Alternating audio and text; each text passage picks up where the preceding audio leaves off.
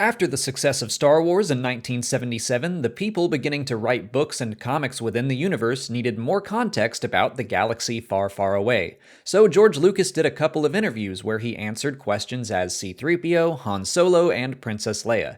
You can find those notes in the fantastic book The Making of Star Wars by J.W. Rinzler. I was especially blown away by his very early thoughts on the Republic and the history of the Empire, which you can see changed very little over the next 20 years when we finally got to see that story in the prequel trilogy.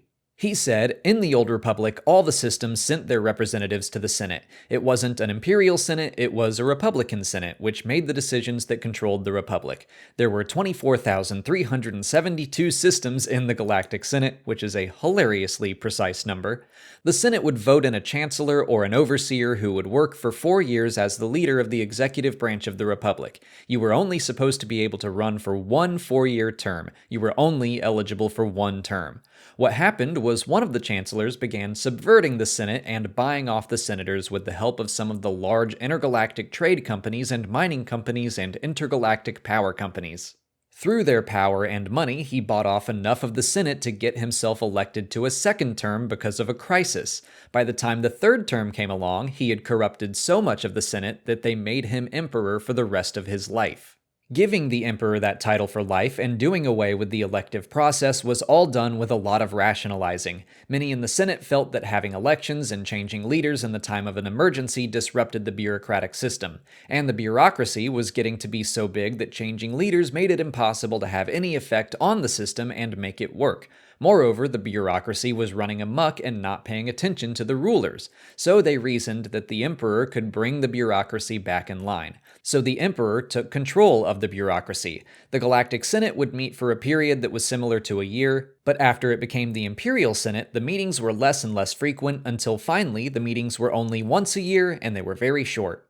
With the bureaucracy behind the emperor, it was impossible and too late for the Senate to do anything. He had slowly manipulated things. In fact, it was he who had let the bureaucracy run amok and therefore had blackmailed the Senate into doing things because he was the only one who really had any power over the bureaucracy.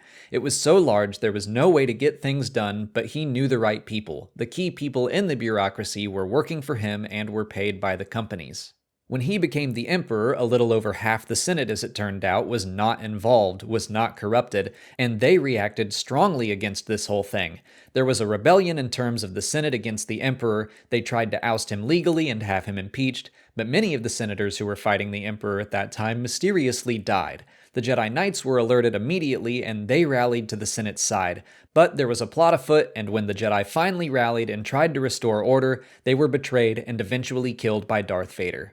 So a good 22 years before The Phantom Menace came out, George already knew the politics behind the fall of the Republic and the rise of the Empire, even down to the involvement of what would become the Trade Federation and other members of the Separatist Alliance. He knew the Emperor would seize control during a crisis. I assume he didn't know that the crisis would be the Clone Wars mentioned in A New Hope. That was probably just a convenient way to connect the two eras. The Fall of the Jedi is definitely different in timeline and in how it played out. Betrayal is still at the heart of the story. At this point, they were seemingly solely betrayed by Darth Vader, but of course that expanded into betrayal of the Clone Troopers and Order 66, which I think adds a lot to what George wanted to say about the Jedi and makes Palpatine's machinations even more sinister. But yeah, I've loved taking a look back at all the ideas Lucas already had in his head, even this early in the history of Star Wars. George has said that democracies aren't taken, they are given away happily, with thunderous applause even. And it's so cool to see how strongly he felt about that idea right from the start. Just a reminder, if you want to read Lucas's notes on Star Wars, they're near the end of J.W. Rinzler's excellent book, The Making of Star Wars. But that's it for today. If you haven't already, please like this video, subscribe to the channel, follow us on TikTok, Twitter, Instagram, and Facebook, and consider checking out our Patreon page. As always, thanks for watching, and may the Force be with you.